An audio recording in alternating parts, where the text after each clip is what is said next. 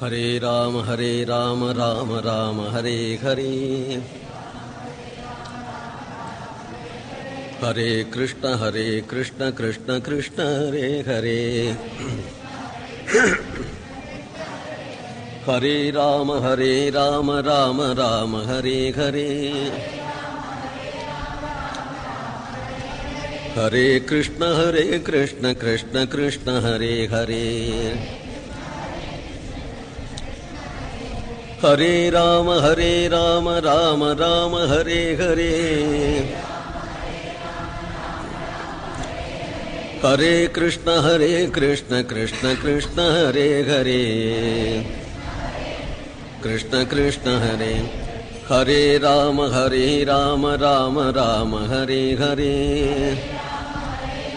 ராம ராம ஹரே. ஹரே கிருஷ்ண கிருஷ்ண கிருஷ்ண ஹரே ஹரே. ஹரே ராம ராம ராம ஹரே ஹரே. ஹரே கிருஷ்ண கிருஷ்ண கிருஷ்ண ஹரே ஹரே. ஹரே ராம ராம ராம ஹரே ஹரே. ஹரே கிருஷ்ண கிருஷ்ண கிருஷ்ண ஹரே ஹரே. ஹரே ராம ராம ராம ஹரே ஹரே. ஹரே கிருஷ்ண கிருஷ்ண கிருஷ்ண ஹரே ஹரே. ஹரே கிருஷ்ண கிருஷ்ண ஹரே. கோவிந்த நாம சங்கீர்த்தனம்.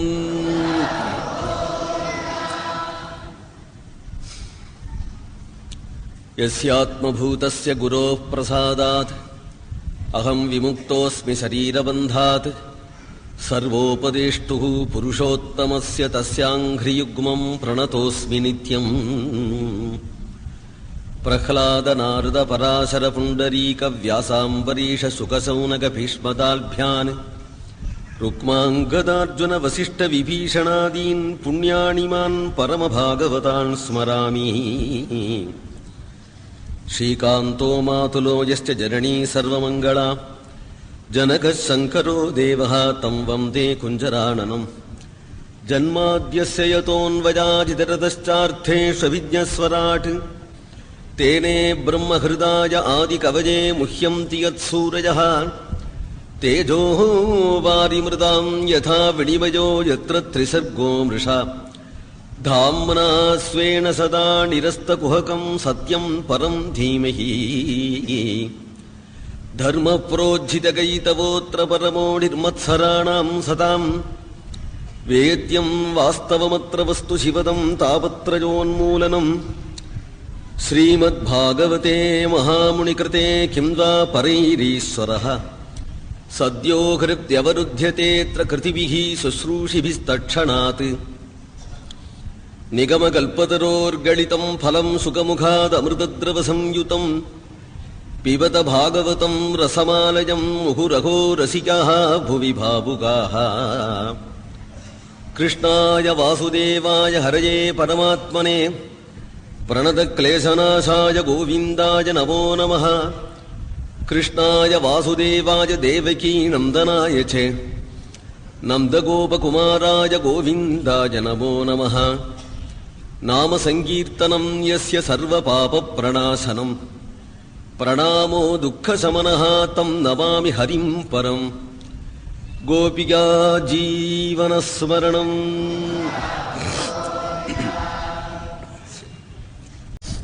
துங்கபத்ரா நதி தீரத்துல ஆத்மதேவன் அப்படின்னு ஒரு பிராமணன் இருந்தானா. ஸ்ரீமா நல்ல வசதி இருக்கவன், நல்ல தனிகன் தான். ஆனா புத்திர பாக்கியம் இல்லை அவனுக்கு. துந்துலி அப்படிங்கிறவள் மனைவி. ஏராளமான சொத்து இருக்கே, புத்திரபாக்கியம் இல்லையேன்னு தோணித்த அவனுக்கு. ஒரு புள்ளேன்னு இருந்தா அவனுக்கு கொடுக்கலாமே இந்த சொத்து பூரா.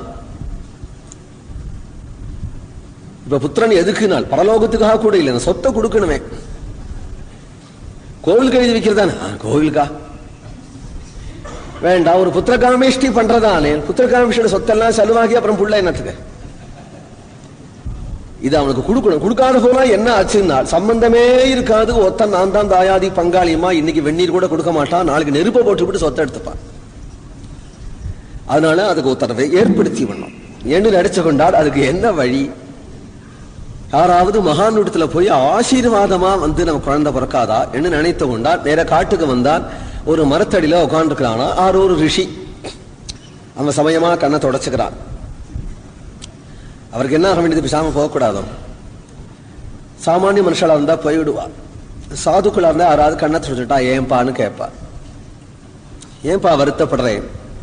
புத்திரபாகியம் இல்லை. அப்படியா? கண்ணை மூடினார், ஞான திருஷ்டியால பார்த்தார். 7 ஜென்மமா உனக்கு புத்திரபாகியம் இல்லை, இன்னொரு 7 ஜென்மத்துக்கு இல்லை.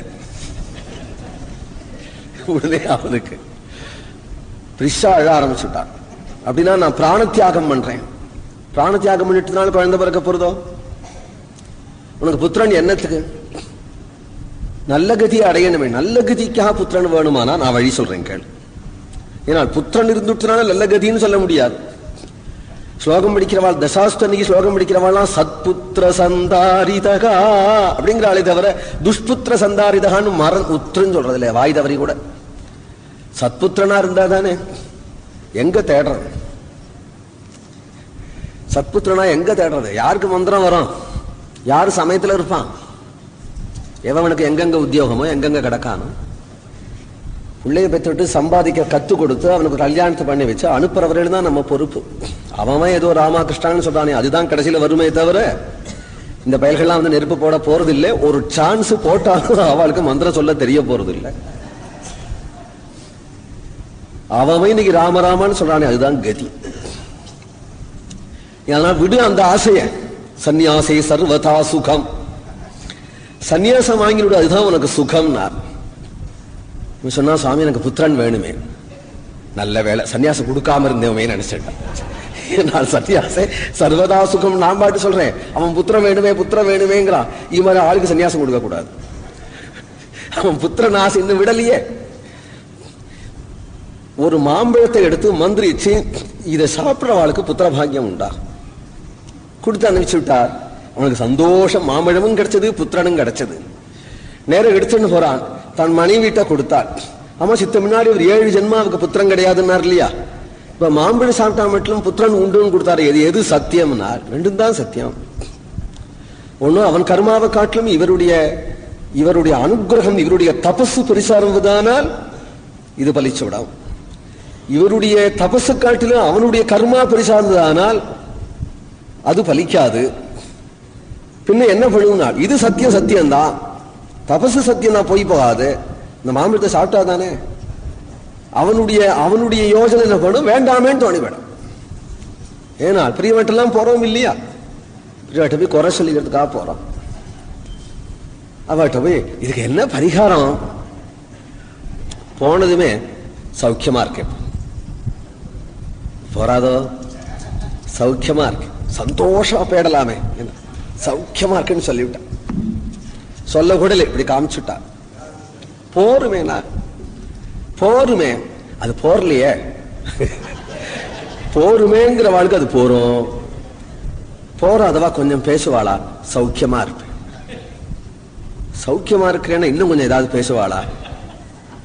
எங்க வந்தேன், இது மாதிரி ஆத்துல ஒரு கஷ்டம், சௌக்கியமா இருப்பேன். கஷ்டத்தை சொல்லியும் கூட அதுக்கு என்ன பண்ணலாம்? அப்ப சாதனத்தை விரும்புறான். அவளுடைய ஆசீர்வாதத்துல நம்பிக்கை இல்லை, சாதனத்தை விரும்புறான்.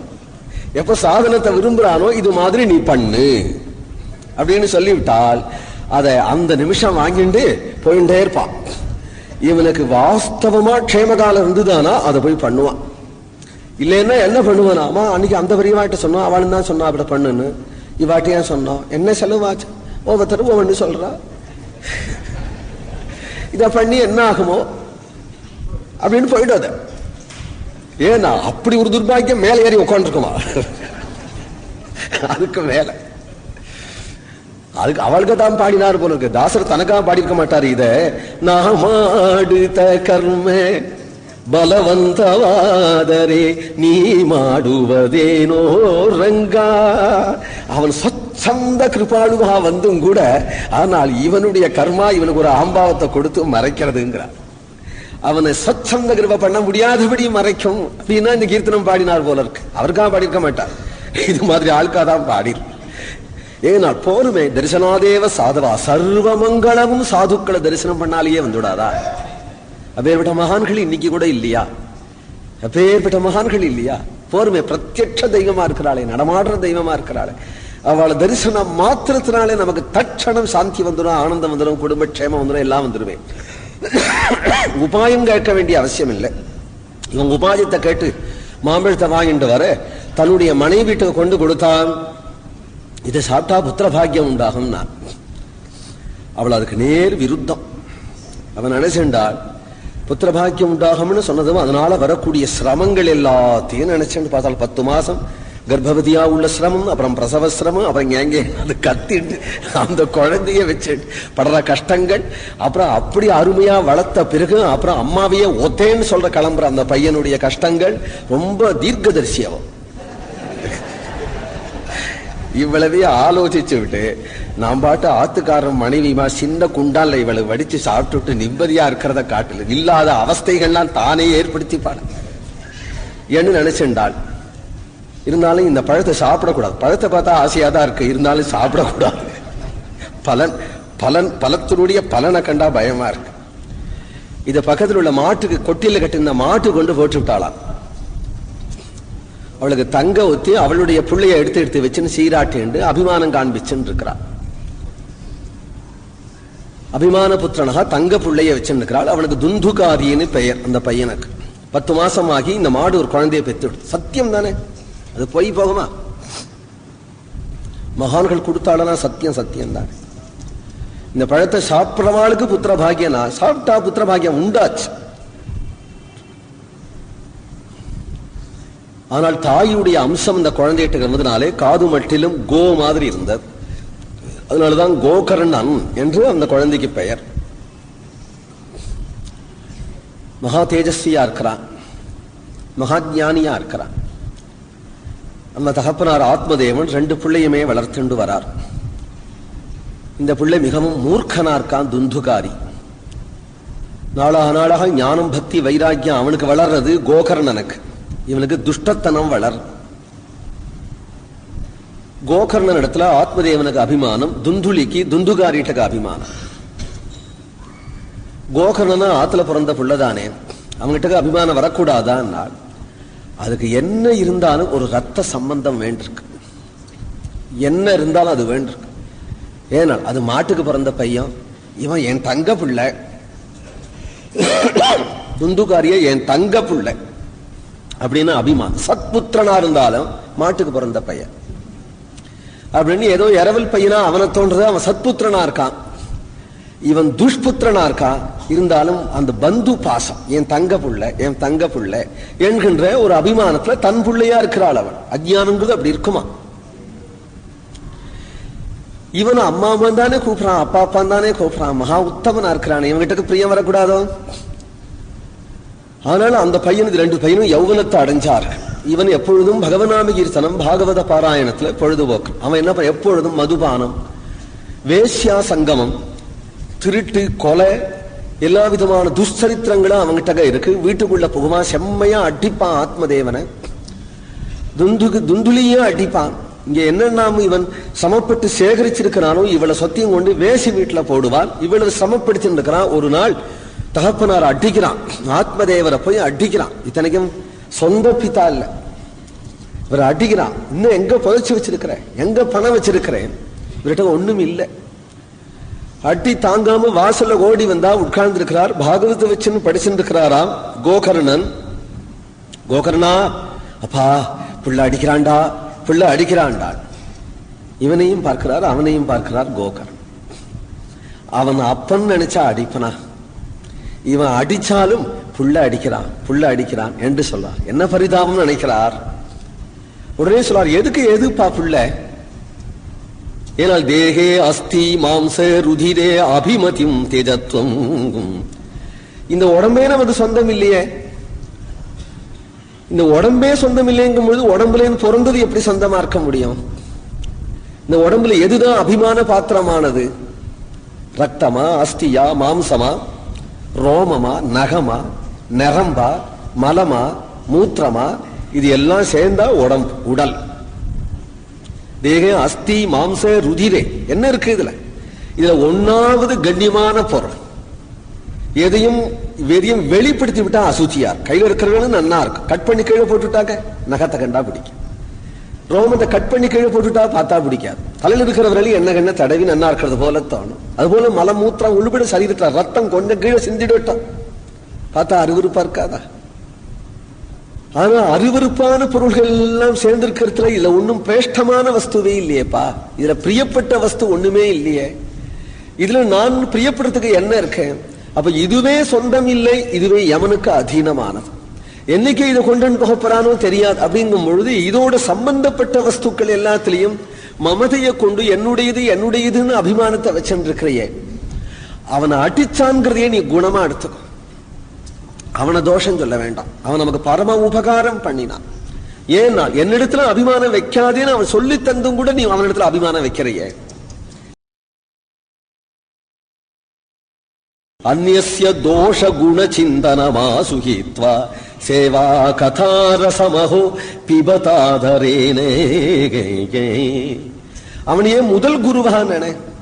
உன்னுடைய மனசு இந்த புறம் திருப்பு. நீ என் புள்ளேன்னு சொல்லிக்கிறதுக்கு அவன் தற்காம யாரு நாள் கண்ணன் பகவான குழந்தைன்னு நினைக்கலாம். ஸ்ரீ கிருஷ்ணன குழந்தைன்னு நினை. அந்த புள்ள ஒரு காலம் உன்னை தள்ளவே மாட்டான். அவன் எப்போதும் உன்னோடையே இருக்கிறான். உன்னை விட்டு அவன் பிரியவே மாட்டான். அந்த குழந்தை ஸ்ரீ கிருஷ்ணனை தேடிட்டு போனார். அந்த தசமஸ்கந்தம் தான் படிச்சுட்டு இருந்தாரா. அப்போ அதை பிரிச்சாரப்பா, இதை பாருப்பா, இந்த குழந்தைய பாருப்பா, இதுல ஒரு குழந்தை இருக்கான் பாருப்பா, இந்த குழந்தைய வச்சுக்கோப்பா என்ன பாகவதத்தை கொடுக்க அப்படியே படிச்சார். கண்ணால் ஜலம் விட்டார்.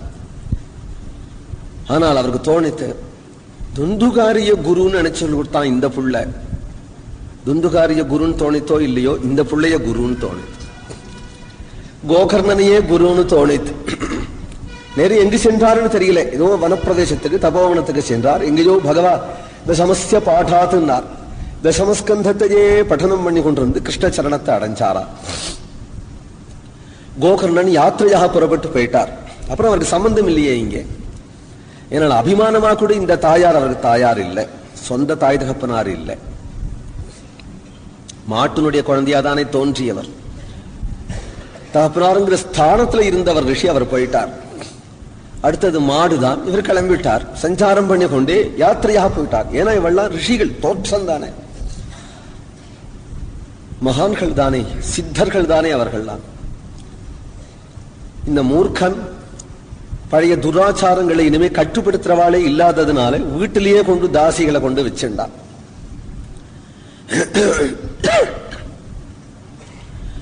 அகிருத்திய சதம் மணி நிறைய கொள்ளை அடிச்சு கொண்டு வீட்டுல கொட்டுறான். அந்த வேசிகள்லாம் பார்த்தார்கள். என்றைக்கும் திருடுறவன் ஒரு நாள் அகப்பட்டுடுவான். ராஜா தண்டிச்சானால் எல்லாரையும் சேர்த்து தண்டிச்சு விடும்.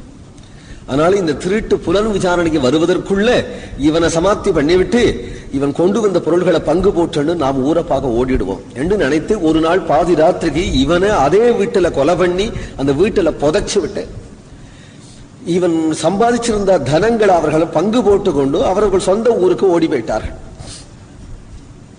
தான் பண்ணின புண்ணியம் இல்லாததுனாலையும் சம்ஸ்காரம் பண்றதுக்கு ஒருத்தர் இருந்து சம்ஸ்காரம் பண்ணப்படாததுனாலையும் பிரேதாவஸ்தையிலேயே அந்த ஜீவனை அலைஞ்சுட்டு இருக்கான். யாத்திரையாக போன கோகர்ணன் அங்கங்க புண்ணிய கஷேத்திரங்கள், புண்ணிய தீர்த்தங்கள்லாம் யாத்திரை பண்ணி வரும் பொழுது கயா கஷேத்திரம் வந்து சேர்ந்தார். கயில இந்த ஊர்லேருந்து சில பேர் யாத்திரிகாலா வந்திருந்தார்கள். அவர்களை விசாரிச்சார். என்ன இருந்தாலும் ஒரு கிருபை அவருக்கு இருக்கு. தன் கொஞ்ச நாள் தன்னுடைய தம்பின்னு பழகின்ற இருந்தானே, அவன் திருந்தினானா, நல்ல நிலைமைக்கு வந்தானா, என்னுடைய தாயாருங்கிற ஸ்தானத்துல ஒரு அம்மா இருந்தாலே துந்துலி, அவ எப்படி இருக்கிறா என்று ஊர்ல விசாரிச்சார்.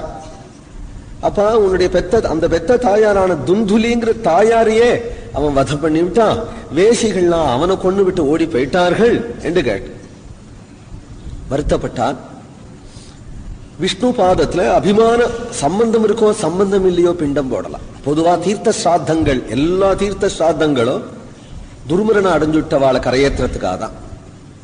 விசேஷதா கயையில தீர்த்த ஸ்ராத்தங்கிறது ஒவ்வொரு க்ஷேத்திரத்திலையும் தீர்த்தத்திலையும் செய்யக்கூடியது. கபாலீஸ்வரர் குளத்துல கூட பண்ணலாம், பார்த்தசாரதி குளத்துல கூட பண்ணலாம். ஒவ்வொரு தீர்த்தக்கரையிலையும் பண்ணக்கூடியது. புண்ணிய கஷேத்திரங்கள்ல, புண்ணிய தீர்த்தங்கள்ல முக்கிய பிதிருக்கள், காருணிக பிதிருக்கள் துர்மரணம் அடைஞ்சுட்டவாள் எல்லாருக்குமே உரியது. அதுவும் பிரதானமாக கயையில பகவான் கதாதரன் தன்னுடைய பாதத்தோட நிற்கிறது. அந்த விஷ்ணு பாதத்துல பிண்ட பிரதானம் பண்ணினா துர்மரணம் அடைஞ்சவர்களான ஜீவன்கள் எல்லாருக்கும் கரையேற்றம். ஒரு வம்சம்னு சொன்னா என்னதுன்னு சொல்ல முடியாது இல்லையா? ஒரு வம்சங்கும் பொழுது என்னைக்கு ஏற்பட்டதுன்னு சொல்ல முடியாது இல்லையா? இன்னைக்கு நாம் இருக்கோம் தெரியறது, நமக்கு அப்பார்வுதானே நாம் இருக்கோம். நம்ம அப்பாவுக்கு அப்பார்வுதானே இருக்கிறார். அப்பாவுக்கு அப்பா இதுக்கு ஆரம்பம் எங்க கண்டுபிடிக்கவே முடியாது. அப்படி வந்து இருக்கக்கூடிய இந்த பரம்பரையில என்னென்னவோ சம்பவிச்சிருக்கலாம், நமக்கு தெரிஞ்சும் தெரியாமலே என்னென்னவோ சம்பவிச்சிருக்கலாம். இன்னைக்கு நாம் இந்த வம்சத்துல இருக்கிறோம். சில பேர் ஆத்துல குளத்துல விழுந்து போயிருந்திருக்கலாம். சில பேர் வெளியூர் போயிருந்த போது திரும்பி வராமையே இருந்து என்னதுன்னு தெரியாம சம்ஸ்காரம் பண்ணாதபடியே போயிருக்கலாம்.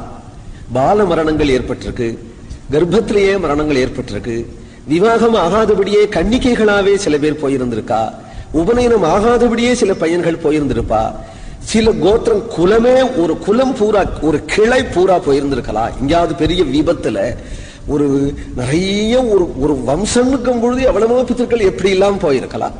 அந்தந்த பிதற்கெல்லாம் எந்தெந்த தசையில் இருக்கிறானா அவளுக்கு விமோச்சனம் இல்லை. ஆனா அவளுக்கெல்லாம் நமக்கு உரிமை இருக்கிறதுனாலதான் வாசோதகம், சிகோதகம், சாத்தம்னு பண்ணினோம்னா விகிரான்னமா போடுறோம். சாப்பிட்ட பிறகு பிராமணால் சாப்பிட்ட பிறகு விகிரான்னமா போடுறோம், வாயச பிண்டமா போடுறோம். இதெல்லாம் அவளுக்கு பிண்டமா போடுறோம். ஆனா அது விமோச்சனமாகாது அவளுக்கு.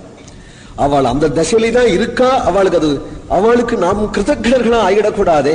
அவளுக்கு ஒரு ஆகாரம் நமக்கு போகணுங்கிறதுக்காக தான் விகிரான்னம்னு சாப்பிட்ட பிறகு எச்சகலைக்கு நேர போடுறா இல்லையா? எச்சகலைக்கு நேர அன்னத்தை உதிர்ப்பா, அதுக்கு விகிரான்னு பேர். அது மாதிரி பிதர்களுக்கு தான். காகா பிண்டம்னு போடுறது அது மாதிரி பிதர்களுக்காகத்தான். சிகை இருக்கணும் நமக்குங்கிறது அதுக்காகத்தான். அந்த சிகையினுடைய நுனியிலேருந்து திரவிக்கிற தீர்த்தம் உண்டு, அதுக்குன்னு சில பிதர்கள் காத்துன்னு இருக்கா. நமக்கு வஸ்திரத்தை புனைக்க கூடாது. நமக்கு ஹிந்துக்களுக்கு வஸ்திரத்துக்கு தலைப்பு இருக்கணும். இங்க தலைப்புலேருந்து டிராப் இருந்தானா அதுக்குன்னு சில பேர் காத்துன்னு இருக்கா. இதெல்லாம் நம்ம ஹிந்து சாஸ்திரங்கள் சொல்றது. அவர்களுக்கெல்லாம் விமோச்சனம் என்ன? கயா ஸ்ராத்தம் தான் விமோச்சனம். கஜையில பகவான் அதுக்குன்னே காத்துன்னு இருக்கிறான். கயானாம் கயாயாம் பித்ருரூபேண ஸ்வயமேவ கதாதரா. பித்ருரூபத்துல கதாதரனே அங்க நின்று கொண்டு இருக்கிறார். அவருடைய பாதத்துல பிண்ட பிரதானம் பண்ணினா எந்த ஜீவன்களும் இது மாதிரி நிலைய அடைஞ்சுட்ட ஜீவன்கள்லாம் உத்தம கதியை அடைஞ்சு விடுறது அப்படின்னு சாஸ்திரம் சொல்றது. 10 குழந்தைகள் இருந்தா ஒரு குழந்தையாவது கஜைக்கு போகாதான்னு தான் 10 குழந்தையும் ஆசைப்படுவாளாம். தசாஸ்யாம் புத்திரானா தேகி என்று வேதம் சொல்றது. 10 பிள்ளை இருந்தா ஒரு குழந்தைக்கு கஜைக்கு போய் பிண்ட பிரதானம் பண்ணணுங்கிற எண்ணம் வராதான்னு ஆசைப்படுவான்னு தசரதனே சொல்றான். ஒரு குழந்தை இப்படி ஆசைப்படாம, அதான் ஸ்ரீ ராமச்சந்திர பிரபு பின்னாடி அதை நிரூபிக்கிறார். 4 புள்ள பெற்றார் தசரதர். ஒரு புள்ள கஜையில போய் சாத்தம் பண்ண மாட்டானான்னு புத்திரனுக்கு ஆசைப்படுவான்னு தசரதர் சொன்னான்ங்கிறதுனாலதான் பட்டாபிஷேகங்கள்லாம் ஆன பிறகு ஸ்ரீராமர் உத்தரகாண்டத்துல கஜைக்கு போய் சாத்தம் பண்ணிட்டு வரார். அப்ப அப்படி ஆசைப்பட்டாருங்கிறதுக்காக கஜையில அப்படி நாம் கஜையில அவசியம் கஷேத்திர பிண்டம் போடணும். போட்டோமானால் பிதிருக்கள் இதுல பாத்தியப்பட்டவாள் தாங்கிறது இல்லை. அது ஒரு ஆச்சரியம். அபிமானப்பட்டவா. போதாயன சூத்திரத்துல எல்லாருக்கும் தான் தர்ப்பணம் இருக்கு. கிருபை அதிகம் போதாயன ரிஷிக்கு. சம்பந்தப்பட்டவா தான் இல்லாம காருணிக பிதிர்களுக்கு மகாலயபட்சத்துல தானே வச்சிருக்கோம். ஆனா போதாயன சூத்திரக்காரர் காருணிக பிதிர்களுக்கு எப்போதுமே கருணை பண்ணி விட்டார். காருணிக பிதிர்களுக்கும் உண்டு. பிதிருவிய மாதுலாதிகள்லாம் காருணிக பிதிர்கள். இன்னும் யாரெல்லாம் உண்டு? ஞாதிகள், ஆச்சாரியர்கள், குரு, அதாவது உபாத்தியாயம் பண்ணி வைக்கிறவா, நமக்கு குருஸ்தானத்துல இருக்கிறவா. அது மட்டும் இல்லாம சகிகள், நம்மத்துல ஒரு நாள் சிநேகமா பழகிட்டவா. அவளுக்கெல்லாம் கூட நமக்கு விஷ்ணு பாதத்துல பிண்ட பிரதானமா. நமக்கு ரொம்ப சிநேகிதாளா உத்தராத்துல இதோ ட்ரெயின்ல விழுந்து ஒரு பையன் பேட்டா, தூக்கு மாஷன் ஒரு பையன் பேட்டா. நமக்கு வேண்டியப்பட்டவா அவத்துல நாம் சாப்பிட்டுருக்கோம், அவ நம்ம மாத்துல சாப்பிட்டு இருக்கா. திடீர்னு நமக்கு கயைக்கு போறாப்புல இருந்து அந்த பையன் நினைவுக்கு வந்துட்டானா நமக்கு போறதுக்கு ரைட் உண்டா? நாம் போட்டோமானால் விஷ்ணு பகவான் நாராயணன் அந்த பையனுக்கு நல்ல கதி கொடுத்துருவார். அப்ப காரணம் என்னன்னா கிருபதான் காரணம். பொதுவா கஷேத்திர மகாத்மியம் தீர்த்த மகாத்மியங்களுக்கெல்லாம் கிருபதான் காரணம். எல்லாரையும் உத்தாரணம் பண்ணணுங்கிறதான் காரணம். கயா சாத்தத்துக்கு வந்து கயைக்கு வந்து சேர்ந்த இந்த மகாத்மா கோகர்ணர் தன்னுடைய சகோதர ஸ்தானத்தில் இருந்த துந்துகாரியனுடைய கதையை கேள்விப்பட்டு, தன்னுடைய மாத்திருஸ்தானத்தில் இருந்த துந்துலினுடைய கதையை கேள்விப்பட்டு எல்லாருக்கும் பிண்ட பிரதானம் பண்ணினார். அபிமான பிண்டம் தான். அவெல்லாம் நல்ல கதி அடைஞ்சிருக்கணும். இவர் யாத்திரையெல்லாம் முடிஞ்சு கொண்டு சொந்த ஊருக்கு திரும்பி வந்தார். குற்றமில்லை துந்துலிங்கிறவள் உத்தமி, ஒரு குற்றமும் இல்லை, அவன் நல்ல கதி அடைஞ்சுட்டா. இல்லாதவன 2 பேரும் இங்க தெரிஞ்சாகணும். நல்ல கதி அடைஞ்சுட்டா. அவன் இங்க வந்து திண்ணையில உட்காந்துக்கிறார். ஒரு பிரேதம் மட்டும் தெரியறது. அவயவ பூர்த்தி இல்லாம இப்படி ஆகாசத்துல பூஸ்பரிசம் இல்லாம இருக்கிறத பார்த்தார். மகாயோகீஸ்வரான இவர் அதை கண்டு பயப்படல. ஏதோ ஒரு ஜீவன் உத்தாரணத்துக்காக வேண்டி என் எதிரில் நிற்கிறதுன்னு தெரிஞ்சு விட்டதுனால கமண்டலு தீர்த்தத்தை எடுத்து புரோட்சிச்சு, நீ யார் அப்படின்னு கேட்கிறார். அது சொல்றது, நான் உன் சகோதரன் துந்துகாரி, மகாபாகங்களை பண்ணினேன், தகப்பனாரையும் அடிச்சு விரட்டினேன், தாயாரையும் கொலை பண்ணினேன். பிறகு படின மகாபாபத்தினாலேயே வேசிகளாலே கொல்லப்பட்டு துர்மரணத்தை அடைஞ்சுட்டேன். எனக்கு யாரும் நெருப்பு போட்டு சம்ஸ்காரம் பண்றவா இல்லாம போயிட்டேன். அதனால நீ ஒத்தந்தான் எனக்கு பந்து. இப்போ உன்னால நான் கரையேறினாத்தா என்ன நீ கரையேற்றணும். உன் கதியை நான் கேள்விப்பட்டேன்பா. உனக்கு நான் விஷ்ணு பாதத்துல பிண்ட பிரதானம் பண்ணினேனே, அதுல நீ க்ஷேமத்தை அடைஞ்சிருக்கணுமே. நான் க்ஷேமத்தை அடையலைங்கிறது இன்னி வரையிலும் என் நிலைமையை பார்த்தா உனக்கு தெரியலையா? அதனால கயாசாத்தம் போதுமானதாக இல்லை என்னுடைய உத்தாரணத்துக்கு. அதை விட சிரேஷ்டமான ஒரு சுகிருத்தம் இருந்தாலொழிய நான் கரையேற முடியாது. எனக்கு தெரிஞ்சவரையிலும் துர்மரணம் அடைஞ்சவர்கள், பதித்தர்கள், பிரஷ்டர்கள், பாபிகள், பாஷண்டிகள், இவர்கள் எல்லாருக்கும் விஷ்ணு பாதத்துல பிண்ட பிரதானம் பண்ணினா கரையேறுவாங்கிறதா எனக்கு தெரிஞ்சவரையிலும். அதுலயே நீ கரையானாத போனால் உன்னை போன்றவர்கள் உத்தாரணம் பண்ணுவதற்கான அப்பேற்பட்ட மகா தர்மம் என்ன இருக்கு அப்படிங்கிறது என்ன பொருத்திய வரையிலும் தெரியல. ஆனா என்னை விட தெரிஞ்ச மகான்கள் இருக்கிறார்கள். யாரிடத்திலேயாவது கேட்டு உனக்கு விமோசனம் பண்றேன் என்று அபயம் கொடுத்துட்டார். மறுநாள் பிராமண சமாஜத்தில் தெரிவிச்சார். சாஸ்திரங்களை பரிசீலனை பண்ணி எல்லாரும் சொல்லும் பொழுது இதைத்தான் சொல்றார். தீர்த்த சாஸ்திரத்தான் சொல்லுவார். ஜீவதசையில இருந்தா வேணா அவனுக்கு ஒரு பிராயச்சித்தம் பண்ணி கொண்டு சன்மார்க்கத்துக்கு திரும்பி க்ஷேமத்தை அடையலாமே தவிர, அப்போ எப்போ அந்த ஜீவன் போயிட்டானோ இனிமே போயிட்டவன் விஷயமாக நாம் செய்யக்கூடியது வேற ஒன்றும் இல்லை. அவனுக்கு தீர்த்த சாத்தம் பண்ண வேண்டிதான். அதுல முக்கியம் கயா சாத்தம் தான் எல்லா சாஸ்திர கர்த்தாவும் சொல்றார். அதுல இவன் கரையேறலேன்னு தெரியல, தெரிஞ்சது. ஆனா ஒரு ஆச்சரியம், நமக்கு இப்ப கிடைச்சிருக்கிற சாஸ்திரமே ஆனந்தமா இருக்கு, படிக்கிறதுக்கு ஆள் இல்லை, பயமா இருக்கு. இன்னும் அனந்த கோடி சாஸ்திரம் சூரிய மண்டலத்துல சூரிய பகவான் இடத்துல இருக்கா. இங்க ஏதாவது சந்தேகம் வந்தா அங்க கேட்டு தெரிஞ்சுக்கலாமா? உடனே சூரிய பகவானை குறித்து தபசு பண்ணினார் கோகர்ணன் தன் தம்பியினுடைய க்ஷேமத்துக்காக. சூரிய பகவான் பிரத்யட்சமானார். உடனே அவனுக்கு சொல்றார், ஸ்ரீமத் பாகவதான் முக்தி சப்தாகம் வாசனம் ஸ்ருணு வாசகம் குரு. ஸ்ரீமத் பாகவதத்தினால்தான் க்ஷேமம். அதனால சப்தாக கிரமேண அதை நடத்து. அவன் ஜீவன் கதி நல்ல கதியை அடைவான். ஒரு ஆதாரம் கிடைச்சதே. சந்தோஷமா தன்னுடைய கிராமத்துக்கு ஓடி வந்து ஊர்ல உடையவர்களே ஸ்ரோதாக்களாக உட்கார வைத்துக் கொண்டு தானே பிரவச்சனம் என்றார். ஒரு கொட்டகா போட்டிருக்கிறார். பிரேதாவஸ்தையில இருக்கிற அந்த ஜீவனை அங்கு ஒரு காலில் ஆவேசிச்சு, ஒரு ஸ்தம்பத்துல ஆவேசிச்சு அதை கேட்டு இருக்கிறான். 7 நாட்கள் கதை முடிஞ்சு 7 கணு வெடிச்சு அந்த பிரேத ரூபத்துல இருந்த ஜீவன் திவ்ய சரீரத்தை பெற்று வெளியில வரா. திவ்ய விமானத்திலே வைகுண்ட பார்ஷதர்கள் அழைச்சென்று போறார்கள்.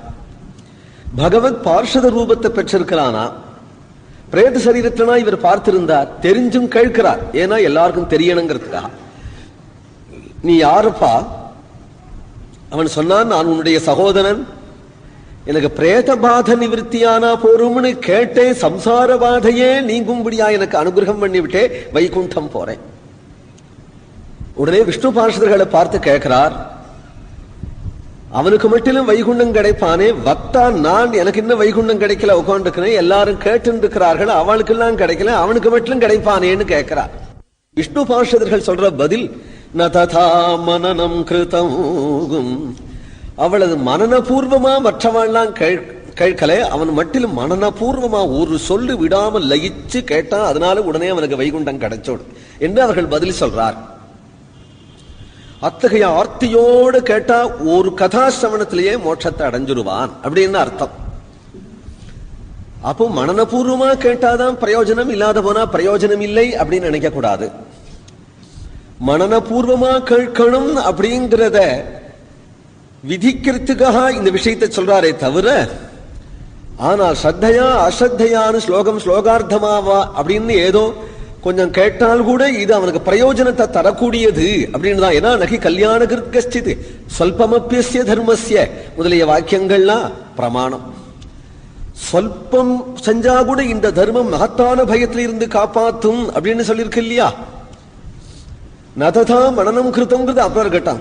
இதை காட்டில முக்கியமான காரணம் என்ன அப்படின்னு கேட்டானால், அவனுக்கு தேகாவசானம் ஆயிடுத்து, இன்னும் இவாளுக்கெல்லாம் தேகாவசானம் ஆகலை அப்படிங்கிறதுதான் முக்கியம். ஞானிகளுக்கு கூட பிராரப்த பரியந்தம் இருந்துதான் ஆகணும் அப்படின்னு இருக்கிறதுனால பாகவத சிரவண மாத்திரத்தினால அவனுக்கு மோட்சம் கிடைச்சு விடாது. இருக்கிற காலம் வரையில இருந்துதான் அவனுக்கு பிராரப்தம் முடிஞ்சு விட்டு தேகாவசானம் ஆகிடுத்து. அதனால இப்பொழுது கதாசிரவணம் மாத்திரத்தினாலே அவனுக்கு மோட்சம் கிடைச்சு விடுத்து. மற்றவர்கள் ஜீவிய கால பரியந்தம் இருந்துதான் ஆகணும். இருந்து அவர்கள் கதாசிரவணம் பண்றது வீண் போகாது. இது அவர்களுக்கு மோட்சத்தை கொடுக்கும். இருக்கிற காலம் வரையலும் அதுதானே ஆச்சரியம். ரசகிரகோயதான்னார். ஒரு தரம் ஒரு மாடு கூட ஒருத்தராத்துல வாசல ஏதோ உணர்த்திருந்ததை சாப்பிட்டு தானால் மறுபடியும் அந்த வாசல்லையே வருது. அதே போல ஒரு நாய் கூட ஒருத்தராத்துல ஒரு ரொட்டி போட்டாச்சுனால் மறுபடியும் வருதானால், அப்ப ஒரு சேத்தனன் ஒரு விவேகி பாகவதத்துல ஒரு ஸ்லோகம் கேட்டுவிட்டானால மறுபடியும் வரமாட்டானா? ஏன்னா இவர் ரசிகனாச்சே. மறுபடியும் ரசகிரகோயதா. இந்த ரசத்தை தெரிஞ்சுட்டா என்ன பண்ணுவானால், ஒரு தினம் கேட்பான், நீ கேட்டோமே மறுபடியும் கேட்கலாம் இப்ப என்ன மோசம். தேகாவசானம் என்னைக்கோ ஒரு நாள் நிச்சயம் உண்டு. அவ தேகாவசான பரியந்தம் நிறைய கேட்டு கடைசி சப்தாகன்னு ஒண்ணு இருந்து ஒரு கால் மூச்சு போற நேரம் மனனம் இல்லாத போனாலும் கூட ஈஸ்வர கிருபையினால அத்தகைய மனனம் அந்த க்ஷணம் ஏற்பட்டு மோட்சம் நிச்சயம் அப்படிங்கிறதுனால நகி கல்யாண கிருத்கஸ்சித் துர்கதிம் தாத கச்சதி நமே பக்தஹா பிரணஸ்யதி தோஷோ யத்யபி நத்யஜேயம் முதலிதான பகுவாக்கியங்கள் இங்க பிரமாணம் இருக்கிறதுனால பக்தனுக்கு ஒரு காலம் துர்கதியே கிடையாது. பக்தனுக்கு பகவான் தான் கதி. பக்தன் தானாங்கிறதுக்கு என்ன பிரமாணம்னால், பகவான் அபிமானப்பட்டுட்டவன் பக்தன். வேற பக்த லட்சணமே நமக்கு தேவையில்லை. பகவானுக்கு பிடிச்சுடுது. பகவான் அபிமானிச்சுட்டானா, பகவான் நம்மள எல்லாரையும் அபிமானிச்சுட்டானாங்கிறதுக்கு என்ன லட்சணம்னால், இப்படி உட்காந்துருக்கோமே. இல்லாத போல இந்த நேரம் எங்கேயோ பறக்கணும். இந்த நேரம் எங்கேயோ பறக்க வேண்டியவர்கள் இவ்வளவு நிம்மதியா உட்காந்துருக்கிறோமே. அவனுடைய லாளனை நமக்கு தெரியறதே. பகவான் கையால தடவுறது தெரியறதே. இப்ப ஏற்பட்ட லாளனை அவனுடைய லாளனத்துல நாம் இருக்கோம் அப்படிங்கும் பொழுது நிச்சயம் அவன் கிருபைக்கு நாம் பாத்திரமாயிட்டோமே. இந்த ஒன்றே போறோம். அப்ப இன்னைக்கு இந்த கிருபை எவ்வளவு சத்தியமோ அது போல கண்ணை மூடுற நாளும் இந்த கிருபை சத்தியம் தானே. அந்த கிருபையை ஸ்மரணம் பண்ணிட்டு இருந்தா போறோம். அந்த நமக்கு எது வேணுமோ அந்த பரிபாகம் தானே வரும் அப்படிங்கிறதா இங்க அர்த்தம். இப்பொழுதே கிடைக்கணுமானால் அந்த ஆர்த்தி வேணும். அந்த ஆர்த்தி வேணும். இந்த க்ஷணம் கிடைச்சுட்டா தேவலையே அப்படிங்கிற அந்த ஆர்த்தி இருந்துட்டுதானால் இந்த க்ஷணம் கிடைக்குங்கிறதுக்காக நததா மனனம் கிருத்தம் அப்படின்னு சொன்னாலே தவிர, ஆனால் இதனால ஒன்றும் நஷ்டம் இல்லை. இத்தகைய ஒரு உபாக்கியானத்தை எடுத்து சொல்லி, மகாபாபியாயிருந்த துந்துகாரி கூட உத்தம கதியை அடைஞ்சானே. கடைசியில ஒரு பாகவதம் கேட்டுவிட்டு, ஆனால் அனவரதம் பாகவதத்தை கேட்கிற பாக்யவான் பாகவதத்தையே படிக்கிறவர்கள் ஸ்ருண்வந்தி காயந்தி கிருணந்தி சாதவகான் அதிலேயே பொழுதுபோக்குறவர்களான மகாபாகவதோத்தமர்களை பத்தி கேட்கணுமா? ஹரே ராம ராம ராம ஹரே ஹரே, ஹரே கிருஷ்ண கிருஷ்ண கிருஷ்ண ஹரே ஹரே, ஹரே ராம ராம ராம ஹரே ஹரே, ஹரே கிருஷ்ண கிருஷ்ண கிருஷ்ண ஹரே ஹரே, ஹரே ராம ராம ராம ஹரே ஹரே, ஹரே கிருஷ்ண கிருஷ்ண கிருஷ்ண ஹரே ஹரே, கிருஷ்ண கிருஷ்ண ஹரே, ஹரே ராம ராம ராம ஹரே ஹரே, ராம ராம ஹரே, ஹரே கிருஷ்ண கிருஷ்ண கிருஷ்ண ஹரே ஹரே, ஹரே ராம ராம ராம ஹரே ஹரே, ஹரே கிருஷ்ண கிருஷ்ண கிருஷ்ண ஹரே ஹரே, ஹரே ராம ராம ராம ஹரே ஹரே, ஹரே கிருஷ்ண கிருஷ்ண கிருஷ்ண ஹரே ஹரே, ஹரே ராம ராம ராம ஹரே ஹரே, ஹரே கிருஷ்ண கிருஷ்ண கிருஷ்ண ஹரே ஹரே, ஹரே கிருஷ்ண கிருஷ்ண ஹரே, கோவிந்த நாம சங்கீர்த்தனம்.